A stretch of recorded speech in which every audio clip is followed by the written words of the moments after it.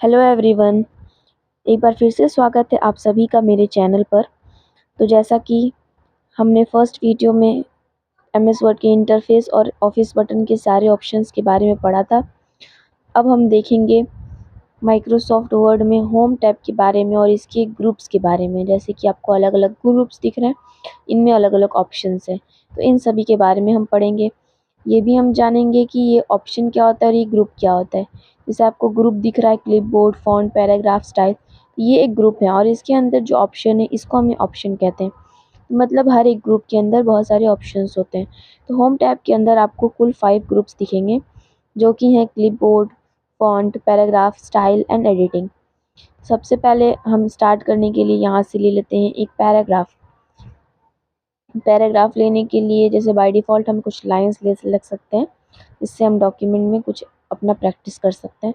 तो इसके लिए RAND close and open bracket लिख के एंटर कर देंगे। इसको थोड़ा बड़ा कर लेते हैं ताकि आप लोगों को साफ दिखाई दे। ठीक है, तो हम यहाँ से इसको बड़ा कर लिए। अब हम स्टार्ट करते हैं अपना ये कट कॉपी पेस्ट यानी क्लिपबोर्ड का ग्रुप। तो first of all we use cut option. तो हमें जो जिसको भी कट ऑप्शन का यूज़ होता है एक जगह से हटाकर दूसरी जगह पर रखने के लिए। इस पैराग्राफ को हटाकर हमें इस पैराग्राफ के नीचे रखना है, तो हम यहाँ से इसको कट कर लेते हैं।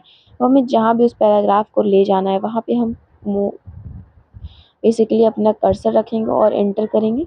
देन हम यहाँ से पेस्ट हाईलाइट हुआ, पेस्ट करने पर हमारा वो शो हो जाएगा। कंट्रोल C से आप कट और कंट्रोल V से भी आप पेस्ट कर सकते हैं। ठीक है, तो मतलब एक जगह से हटाकर दूसरी जगह रखने के लिए हम कट ऑप्शन का यूज़ करते हैं। ठीक है, उसके बाद नेक्स्ट ऑप्शन होता है यहाँ से कॉपी। ठीक है, जहाँ चाहें आप वहाँ इसको पेस्ट कर सकते हैं, आप जितनी बार चाहें उतनी बार पेस्ट कर सकते हैं। ठीक है, तो कट ऑप्शन का यूज़ एक जगह से हटाकर दूसरी जगह पर रखने के लिए। अब देख लेते हैं कॉपी का यूज़। कॉपी का यूज़ क्या होता है, देखिए कट और कॉपी दोनों का यूज़ पेस्ट के साथ ही होता है। मतलब हम पेस्ट के साथ ही यूज़ कर सकते हैं। कट भी करेंगे तो भी हम उसे कहीं रखने के लिए पेस्ट करना पड़ेगा, कॉपी भी करेंगे तो उसे रखने के लिए पेस्ट करना पड़ेगा। So let's start copy and paste. तो सबसे पहले इसका यूज़ होता है एक जगह पे भी रहे और दूसरी जगह पे, मतलब उसका डुप्लीकेट बना के हम उसे दूसरे स्थान पर कर सकें। तो हम इस पैराग्राफ को सिलेक्ट करके यहाँ से इसका कॉपी कर लेते हैं। कॉपी में इसका एक डुप्लीकेट मतलब इसी की जैसा एक प्रतिरूपी बन जाएगी। अब उसको हम जहाँ दूसरी जगह पे भी रखना चाहते हैं वहाँ पे हम सिंपली उसको पेस्ट कर सकते हैं। कंट्रोल V करें या फिर आप ऑप्शन पे जाके क्लिक करें। देखिए वो पैराग्राफ अपर में भी है और उसके बाद इस पैराग्राफ के लोअर में भी वो पैराग्राफ आ गया, मतलब उसकी डुप्लीकेट आ गया। ठीक है, तो बेसिकली हम एक जगह से दूसरी जगह पैराग्राफ को हटाने या फिर एक जगह पे भी पैराग्राफ उसका डुप्लीकेट दूसरी जगह पर लाने के लिए हम इस ऑप्शन का यूज़ करते हैं। अब हम यहाँ पे एक हेडिंग बना रहे हैं कंप्यूटर के नाम से। ठीक है, इसका हम यूज़ देखेंगे फॉर्मेट प्रिंटर, मतलब फॉर्मेट प्रिंटर का यूज़। तो इसको हम हेडिंग के रूप में कन्वर्ट करते हैं, थोड़ा बड़ा करके इसका कलर रेड करते हैं, स्टाइल थोड़ी इसकी चेंज करते हैं। ये सब भी मैं अभी आपको बताऊंगी कि ये सब कैसे होता है, लेकिन बेसिकली हम अभी हेडिंग बना लेते हैं ताकि हम आसानी से इन सारे ऑप्शंस को, फॉर्मेट प्रिंटर के ऑप्शन को सीख सकें। तो कंप्यूटर की हेडिंग बनाने के बाद मैंने एक और हेडिंग बनाई एमएस वर्ड। अब हम चाहते हैं जो एमएस वर्ड की हेडिंग है वो कंप्यूटर की हेडिंग से सेम एग्जैक्ट मैच करे, मतलब जो फॉर्मेटिंग हमने कंप्यूटर पे लगाई है वही फॉर्मेटिंग एमएस वर्ड पे। तो बेसिकली हम इसे हेडिंग को सेलेक्ट करना है, फिर हम फॉर्मेट पेंटर पे, यहाँ पे आपको ब्रश दिख रहा है, आपको एमएस वर्ड पे ड्रैग कर देना है। आप देख सकते हैं कि बिल्कुल exact same computer and MS word बिल्कुल सेम हेडिंग बन चुकी है। तो मतलब एक जैसी दूसरी फॉर्मेटिंग को अप्लाई करने के लिए एक टेक्स्ट पर तो हम कॉपी फॉर्मेट पेंटर का यूज़ करते हैं। इससे क्या होता है कि फॉर्मेटिंग कॉपी हो जाती है। हम स्टार्ट करते हैं अपना फ़ॉन्ट ग्रुप। फ़ॉन्ट ग्रुप में हमारे बहुत सारे ऑप्शन हैं जो कि फ़ॉन्ट से रिलेटेड है। इसमें सबसे पहला ऑप्शन है फ़ॉन्ट्स, कैसा किस स्टाइल में हमें चाहिए। तो हम यहाँ से टेक्स्ट को सेलेक्ट करेंगे। सबसे पहला फर्स्ट स्टेप होता है हमारा सेलेक्ट करना। ठीक है, तो हम यहाँ से सेलेक्ट करेंगे। देन इसके बाद हम इसको जिस भी फ़ॉन्ट में चेंज करना चाहते हैं हम उस फ़ॉन्ट में इसका नाम यहाँ से हम उसको चेंज कर सकते हैं। ठीक है,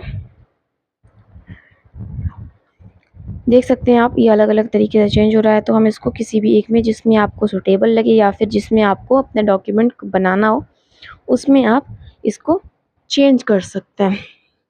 उसके बाद नेक्स्ट है हमारा साइज़, मतलब साइज़ को बड़ा या छोटा करने के लिए टेक्स्ट की साइज़ हमें कितनी चाहिए उसके अकॉर्डिंग हम इस ऑप्शन का यूज़ करते हैं। इसमें हम 72 तक कर सकते हैं, या फिर अगर हमें इससे ज़्यादा या इसमें कोई ऐसा नंबर है जो इसमें ना दिया तो हम इसको यहाँ पे टाइप कर सकते हैं। जैसे हमें 60 चाहिए तो हम यहाँ पे 60 टाइप कर लेते हैं और एंटर करते ही हमारा जो टेक्स्ट है वो 60 पे हो जाएगा, ठीक है। यहाँ से भी आप बड़ा या छोटा कर सकते हैं। इसको ग्रो एंड श्रिंक फंड कहा जाता है। ग्रो फंड से हमारा टेक्स्ट बड़ा होता है और श्रिंक फंड से हमारा जो फ़ॉन्ट होता है वो छोटा होता है, ठीक है। तो ग्रो करने पर देखिए हमारा टेक्स्ट जो है बड़ा हो रहा है, श्रिंक करने पर यही टेक्स्ट छोटा होगा। इसकी शॉर्टकट की होती है कंट्रोल के साथ ग्रेटर एंड लेस देन, ठीक है। अब हमारी क्लियर फॉर्मेटिंग, मतलब एक बार में हम जो भी फॉर्मेटिंग अप्लाई किए वो एक बार में हटाने के लिए, ठीक है। तो हम बेसिकली इसको सिलेक्ट किए और उस पर क्लिक कर दिए तो हमारी जो फॉर्मेटिंग थी हट गई। क्लियर, मतलब नॉर्मल टेक्स्ट हो गया हमारा। तो फॉर्मेटिंग को हटाने के लिए इस ऑप्शन का यूज़ किया जाता है। अब बोल्ड, इटैलिक, अंडरलाइन, इसकी जो शॉर्टकट की होती है वो भी यही होती है, control B, control I, control U. तो इन तीनों का भी यूज़ हम देख लेते हैं। जैसे हम टेक्स्ट को थोड़ा सा ब्रॉड में दिखाना चाहते हैं या फिर थोड़ा सॉलिड कलर में या फिर उसी कलर को थोड़ा डार्क, तो हम इसे ब्लू बोल्ड कर देते हैं। First step our as usual कि हम इसे सेलेक्ट करेंगे, देन हम बी पर क्लिक कर देंगे। कंट्रोल बी करें या फिर हम ऑप्शन के बोल्ड पर क्लिक कर दें तो देखिए बाकी टेक्स्ट से ये थोड़ा सा ब्लू बोल्ड दिख रहा है। अब इसे थोड़ा इटलाइज करने यानी तिरछा करने के लिए हम इटैलिक ऑप्शन का यूज़ करते हैं, ठीक है। देख सकते हैं आप। उसके बाद अंडरलाइन ऑप्शन से हमारा जो टेक्स्ट है उसके नीचे अंडरलाइन ऑप्शन हो जाता है। आप इसमें और भी अलग तरीके की अंडरलाइन बना सकते हैं, ठीक है। आप यहाँ से अंडरलाइन का कलर भी चेंज कर सकते हैं। जैसे हमने यहाँ पे येलो कलर कर दिया तो ये अलग येलो कलर की अंडरलाइन लग गई है। हटाना है तो वापस हम इस पे ही सेलेक्ट करते हैं एंड देन हम बोल्ड, इटैलिक, अंडरलाइन जैसे हम क्लिक करके किए थे वैसे ही हम वापस क्लिक करके उसको हटा सकते हैं, या फिर क्लियर फॉर्मेटिंग से भी हम हटा सकते हैं, ठीक है। तो हम सारे टेक्स्ट को अपनी क्लियर फॉर्मेटिंग से हटा के नॉर्मल कर लेते हैं। अब देखते हैं हम यहाँ से strike through. Strike through option का क्यों यूज़ हुआ जाता है, तो हम इसके लिए अपने टेक्स्ट को पहले जैसा, मतलब स्टार्टिंग में जैसा हमारा था वैसा कर लेते हैं।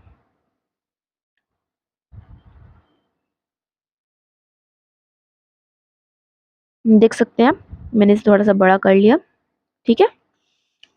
अब जैसे यहाँ से आपका कोई वर्ड गलत है, आप चाहते हैं उसको डॉक्यूमेंट में रखना या फिर बीच से काटना, जैसे हम अक्सर कॉपीज वगैरह में काट देते हैं, उसके लिए स्ट्राइक थ्रू ऑप्शन का यूज़ किया जाता है, ठीक है। जैसे देख सकते हैं आप, फॉर्मेटिंग यहाँ से कट गई। आप एक लाइन को काटना चाहते हैं, ठीक है, तो आप जैसा चाहें उसको ऐसा कट करके कट कर सकते हैं और अपने डॉक्यूमेंट में रख सकते हैं, ठीक है। जैसे हम यहाँ से एक लाइन सेलेक्ट करते हैं, इसको स्ट्राइक थ्रू कर देते हैं तो ये बीच से कट जाएगा और लगेगा कि आपकी यहाँ पे गलती हुई थी, तो आप उसको बार बार सुधार भी सकते हैं, ठीक है। हटाने के लिए वापस उस पर हम क्लिक कर देंगे तो हमारा टेक्स्ट पहले जैसा हो जाएगा। क्लियर,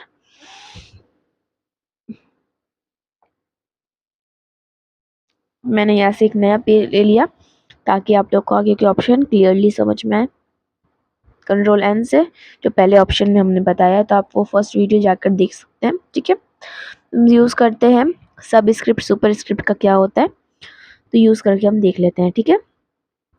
सबसे पहले एक बार इसको देखते हैं। जैसे सब स्क्रिप्ट हम केमिकल फार्मूलाज के लिए, तो केमिकल फार्मूलाज में जो हम H2O लिखते हैं तो 2 जो होता है वो नीचे की साइड में होता है ना, बेस लाइन में। CO2 में, NO2 में, H2SO4 में, है ना, तो वो सब 2 जो होते हैं उसके बेस लाइन पे दिए गए रहते हैं केमिकल फार्मूलाज में। तो उसको हम परफेक्टली तरीके से लिख सकते हैं, तो इसके लिए हम स्ट्राइक थ्रू एंड सब स्क्रिप्ट एंड सुपर स्क्रिप्ट का यूज़ करते हैं, ठीक है। जैसे मैंने यहाँ पे लिखा है H2O, CO2, NO2 and H2SO4, ठीक है। तो हम इसको देख लेते हैं कैसे यूज़ किया जाता है। हम थोड़ा सा इसका फॉन्ट बढ़ा लेते हैं साइज़, ताकि आप लोग को दिखाई दे सही से समझ में। तो अब ये जो ये परफेक्टली हमारा जो है केमिकल फार्मूला नहीं लग रहा है, जब तक ये बेस लाइन में नहीं आएगा 2 हमें ये नहीं लगेगा। तो हम यहाँ से इसको सब स्क्रिप्ट में क्लिक कर देते हैं तो देखिए अब हमारा ये एक परफेक्टली केमिकल फार्मूला में लग रहा है ना। तो बेसिकली हम केमिकल फार्मूलाज को लिखने के लिए सब स्क्रिप्ट का यूज़ करते हैं। सब स्क्रिप्ट का मतलब कि बेस लाइन में हमारा वो जो भी टेक्स्ट होता है या फिर नंबर होता है वो हमारा बेस लाइन में आकर दिखने लगता है, ठीक है। उसके बाद अब यूज़ करते हैं सुपर स्क्रिप्ट। सुपर स्क्रिप्ट मतलब ऊपर का, मतलब अगर हमें अपने टेक्स्ट पे स्क्वायर देना है, कोई क्यूब देना है तो उसको तो हम ऊपर लिखते हैं, जैसे हम A² + B² या फिर A square minus B square, या फिर हम जैसा भी A Q plus B Q लिखते हैं, तो उसके लिए हम उसको ऊपर देते हैं, पावर्स जो होते हैं वो हम ऊपर देते हैं, है ना, टॉप ऑफ द टेक्स्ट। तो उसके लिए हम इस ऑप्शन का यूज करते हैं सुपर स्क्रिप्ट का, ठीक है। जैसे हम यहाँ से लिख रहे हैं a2 + b2, अब हम इसे स्क्वायर में कन्वर्ट करना चाहते हैं, यानी कि ए स्क्वायर प्लस बी स्क्वायर, अभी तो ये मल्टीप्लाई में दिख रहा है, तो इसके लिए हम 2 को सेलेक्ट करेंगे और यहाँ से सुपर स्क्रिप्ट क्लिक कर देंगे। तो अब ये एज अ फॉर्मूला यानी मैथमेटिकल फॉर्मूला हमें दिखाई देगा, यानी कि ए स्क्वायर प्लस बी स्क्वायर, ये हमें दिखाई दे रहा है कि हाँ हमने स्क्वायर लगा रखा है, ठीक है। तो इसके लिए हम इस ऑप्शन का यूज़ करते हैं। अब देख लेते हैं केस, मतलब अलग अलग तरीके के केस। तो हम यहाँ से एक सेंटेंस लिखते हैं, जो कि सेंटेंस है I am a good girl, ठीक है। तो हम केस चेंज कर लेते हैं इस पे सारे। सबसे पहले फर्स्ट जो हमारा बेस स्टेप होता है वो होता है सेलेक्ट करना। सेलेक्ट करने के बाद हम टेंच केस पे ऑप्शन पे क्लिक करते हैं। यहाँ पे हमें 5 केसेस मिलते हैं। सेंटेंस केस, तो सेंटेंस केस में बेसिकली जो ग्रामर हमारा होता है वो हमारा ग्रामर के रूप में एक ग्रामेटिकल परफेक्ट सेंटेंस दे देता है। सेकंड जो होता है हमारा होता है लोअर केस, अपर केस, ठीक है, मतलब टेक्स्ट को छोटा करने के लिए, बड़ा करने के लिए। कैपिटलाइज ईच वर्ड में हर वर्ड को कैपिटल कर देता है, ठीक है।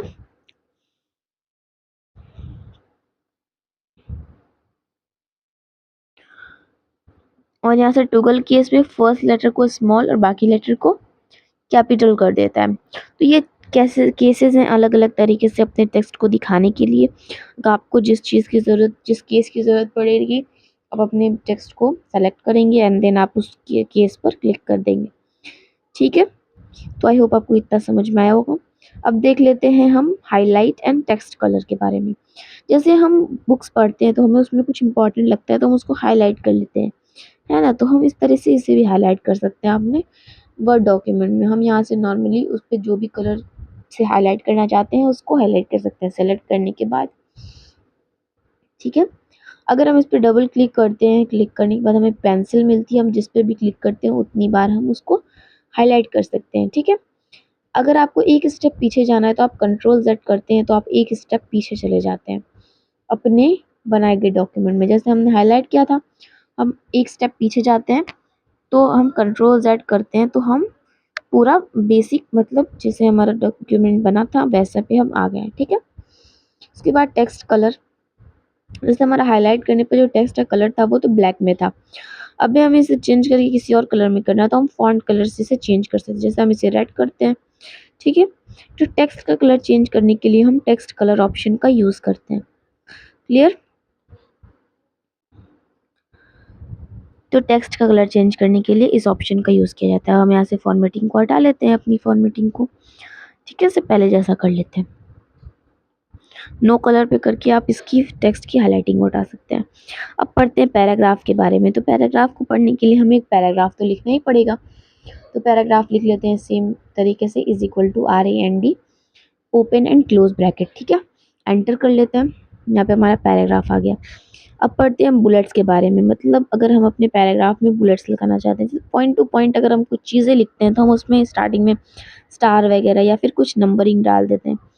तो उसको बनाने के लिए हम बुलेट्स का यूज़ करते हैं। यहाँ से हम किसी भी तरीके की बुलेट्स को ले सकते हैं और उसे अपने डॉक्यूमेंट में इंसर्ट कर सकते हैं, ठीक है। देख सकते हैं आप, आपको बेसिकली इस पर क्लिक कर देना है, आपके डॉक्यूमेंट में वो बुलेट इंसर्ट हो जाएंगे। आप चाहते हैं कि कुछ न्यूमेरिकल फॉर्म में हो, मतलब एक ऑर्डर में हो 1 2 3 4 5, तो आप यहाँ से नंबरिंग बुलेट्स को भी ले सकते हैं, ठीक है। उसके बाद यहाँ से होता है मल्टी लिस्ट, मतलब एक लिस्ट के अंदर जैसे हम MCQs बनाते हैं तो उसमें फर्स्ट क्वेश्चन होता है टिक द करेक्ट ऑप्शन। उसके अंदर फर्स्ट क्वेश्चन होता है जैसे which is the word processing program, उसमें 3 ऑप्शन दिए रहते हैं। तो ये मल्टीपल टास्क है, मतलब एक क्वेश्चन के अंदर दूसरा क्वेश्चन, दूसरे क्वेश्चन के अंदर तीसरा क्वेश्चन। तो उस तरीके की मल्टी लेवल लिस्ट बनाने के लिए हम मल्टी लेवल लिस्ट का यूज़ करते हैं, ठीक है। हम इसको सीखेंगे अच्छे से जब हम क्वेश्चन पेपर बनाना सीखेंगे, ठीक है। उसके बाद अब हम समझते हैं डिक्रीज एंड इंक्रीज इंडेंट। यहाँ से हमने रूलर ले लिए, रूलर हमारा हट गया था तो हम इसको ले लिए। अब इंडेंट यही होता है जो हमने आगे पीछे करा है, तो हम इसको डिक्रीज एंड इंक्रीज करके देखते हैं। इसका यूज़ क्या होता है हमारे पैराग्राफ को एक जगह पर सेट करने के लिए। जैसे हम इसको इंक्रीज़ कर रहे हैं तो हमारा ये राइट साइड में मूव हो रहा है। देख सकते हैं यहाँ तक हम मूव कर दिए तो हमारी यहाँ पे खाली स्पेस आ गई जहाँ पे हम फ़ोटोज़ वगैरह लगा के इसे एक बुक का टेम्पलेट जैसा दे सकते हैं, है ना? अगर हम इसको डिक्रीज़ करते हैं तो ये लेफ्ट साइड में मूव होता है और इंक्रीज़ करते हैं तो ये राइट साइड में मूव होता है, ठीक है? अब देख लेते हैं सॉर्ट ऑप्शन। सॉर्ट ऑप्शन का यूज़ होता है मतलब डाटा को सॉर्ट करना किसी एक फॉर्म में, किसी एक ऑर्डर में। जैसे हम यहाँ से पैराग्राफ को सिलेक्ट करते हैं, यहाँ से हम असेंडिंग ऑर्डर में लेते हैं टेक्स्ट को लेके असेंडिंग ऑर्डर। ओके, अब देखिए यहाँ पे हमारा जो है डाटा असेंडिंग ऑर्डर में सेलेक्ट हो गया। जैसे फर्स्ट वाला जो है ओ से स्टार्ट हो रहा है, सेकंड टी और यू से। अगर हम इसको डिसेंडिंग करेंगे तो ये जेड टू ए स्टार्ट होगा, ठीक है? देख सकते हैं आप वाई ऊपर चला गया, टी नीचे चला गया, ओ ऊपर आ गया। तो हम ए बी सी डी लिख कर भी इसको आसानी से चेक कर सकते हैं। उसके बाद यहाँ पे एक शो एंड हाइड का ऑप्शन आता है। इससे क्या होता है कि आपके जितने भी साइंस लगे हुए हैं आपके पैराग्राफ में वो सारे यहाँ से शो होते हैं, ठीक है? बेसिकली हम इस पर क्लिक कर देते हैं यहाँ पे, तो इसका नाम भी दिख रहा होगा, शो एंड हाइड नाम है इसका। इस पर क्लिक करते ही आपको अपने सारे के सारे साइंस वगैरह जो भी आप अपने डॉक्यूमेंट में यूज़ करें वो सारा दिखेगा, ठीक है? जैसे हमें यहाँ पे दिख रहा है कि हमने कहाँ कहाँ स्पेस लगाया, तो वो सब भी हमें इसमें आसानी से देखने को मिलता है कि हमने स्पेस कहाँ लगाया है, कहाँ पे हमें पैराग्राफ बंद किया है, कहाँ पे हमारा पैराग्राफ स्टार्ट हुआ है। तो ये सब देखने के लिए हम शो एंड हाइड ऑप्शन का यूज़ करते हैं। आपको फिर से नॉर्मल करना है तो आप उस लाइन को हटा दीजिए, ठीक है? अब देखते हैं नीचे वाले ऑप्शन जो है अलाइनमेंट। अलाइनमेंट ऑप्शन होते हैं, इसमें 4 सेंटर होता है, लेफ्ट होता है, राइट होता है एंड जस्टिफाई होता है, ठीक है? हम सबसे पहले देख लेते हैं सेंटर। लेफ्ट लेफ्ट में क्या होता है कि लेफ्ट साइड से बिल्कुल इक्वल है, राइट साइड से जो होता है वो इक्वल नहीं होता है। ये इसका पहचानने का तरीका है। और अगर लेफ्ट में हम लेफ्ट से लिखते हैं तो लेफ्ट से ही लिखना स्टार्ट होता है। उसके बाद सेंटर में क्या होता है, दोनों तरफ से बिल्कुल इक्वल नहीं होता है लेकिन वो बीच से लिखना स्टार्ट होता है। अगर हम इसे सेंटर में लेके लिखना स्टार्ट करते हैं तो हमारा जो भी टेक्स्ट है वो बीच से यानी कि सेंटर से लिखना ही स्टार्ट होगा, ठीक है? तो इसके लिए अलाइनमेंट ऑप्शन का यूज़ किया जाता है, मतलब अलाइनमेंट पैराग्राफ को अलग अलग तरीके से सेट करने के लिए। उसके बाद हमारा राइट अलाइनमेंट, राइट साइड से बिल्कुल इक्वल करने के लिए। देख सकते हैं आप राइट साइड से बिल्कुल इक्वल हो गया। जैसे हम बेसिकली उर्दू लिखते हैं तो राइट साइड से लिखते हैं, है ना? तो उसको लिखने के लिए हम यहाँ से इस ऑप्शन का यूज़ करते हैं। देख सकते हैं आप हम जो भी लिख रहे हैं वो राइट साइड से लिखना स्टार्ट हो रहा है। उसके बाद यहाँ पे जस्टिफाई, जस्टिफाई में क्या होता है, दोनों तरफ से बिल्कुल इक्वल हो जाता है। हम जितना भी टेक्स्ट लिखेंगे वो दोनों टाइप फैलेगा लेकिन वो साइड से बिल्कुल इक्वल रहेगा। जस्टिफाई कर क्लिक करते हैं, देखिए आपका दोनों तरफ से टेक्स्ट जो है इक्वल है। इसके लिए हम इस ऑप्शन का यूज़ करते हैं, ठीक है? तो अलाइनमेंट 4 होती हैं बेसिकली पैराग्राफ को सेट करने के लिए इसका यूज़ किया जाता है।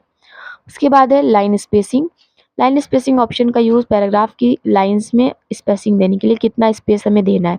बाय डिफ़ॉल्ट 1.15 पे रहता है, आप इसको बढ़ा या घटा सकते हैं। देखिए आपकी स्पेसिंग लाइन की बढ़ या घट रही है, ठीक है? बढ़ रही है, घट रही है। आप यहाँ से लाइन स्पेसिंग ऑप्शन में जाकर अपने अकॉर्डिंग भी कर सकते हैं। जैसे हम बिफोर में कितना देना चाहते हैं, आफ्टर में कितना, ये पैराग्राफ के लिए होता है, ठीक है? पैराग्राफ के बिफोर में हमें कितना देना है, पैराग्राफ के आफ्टर में। तो हम आफ्टर में ले लेते हैं यहाँ पे 20 पीटी, ठीक है? यहाँ से ओके करते हैं। देखिए पैराग्राफ के आफ्टर में 20 पीटी का जो है स्पेस सेट हो गया है, ठीक है? तो हम यहाँ से इसकी स्पेसिंग को थोड़ा सा कम कर लेते हैं। देखिए आप पैराग्राफ के बाद ये 20 पीटी का सेट हुआ है। तो पैराग्राफ के लिए इस ऑप्शन का होता है। उसके बाद यहाँ से है शेडिंग एंड बॉर्डर। जैसे हम चाहते हैं कि बिना शेप यूज़ किए हमें इस पूरे पैराग्राफ में एक बॉर्डर दिखे, वो भी बिल्कुल एक पर्टिकुलर रेक्टेंगल में, मतलब एक पर्टिकुलर पैराग्राफ को सेट किए हुए। तो हम यहाँ से नॉर्मल यहाँ पे क्लिक करते हैं शेडिंग पे और जिस भी टेक्स्ट को हमें करना है उसे सेलेक्ट करके जो भी कलर करना है हम उसे कर देते हैं। यहाँ पे देख सकते हैं आप एक पर्टिकुलर रेक्टेंगल में हमारा जो भी टेक्स्ट था, जो भी पैराग्राफ था वो आसानी से शेड हो गया है ना। तो इसके लिए इस ऑप्शन का यूज़ किया जाता है। अब हम चाहते हैं कि ये जो कलर लगा है इसके साइड में एक बॉर्डर भी लगा हो, तो हम यहाँ से बॉर्डर लगाते हैं, सेलेक्ट करते हैं। यहाँ से हम बॉटम बॉर्डर लगाएंगे तो नीचे की तरफ, लेफ्ट लगाएंगे तो लेफ्ट की तरफ। हम यहाँ से ऑल बॉर्डर लगाते हैं, मतलब हर साइड बॉर्डर चाहिए हमें, तो हम ऑल बॉर्डर पे क्लिक करते हैं। देख सकते हैं आप पूरा का पूरा टेक्स्ट हमारा एक बॉर्डर में भी हो गया है और एक कलर में भी। हटाना है, ठीक है। तो यहाँ से आप अलग अलग तरीके के बॉर्डर्स लगा सकते हैं। हटाने के लिए भी सेम वही ऑप्शन होता है कि आप इस पे क्लिक करेंगे और उसमें आपको नो बॉर्डर ऑप्शन पे क्लिक करना होता है, ठीक है। तो हम इसको पहले सिंपली हटा लेते हैं, ठीक है।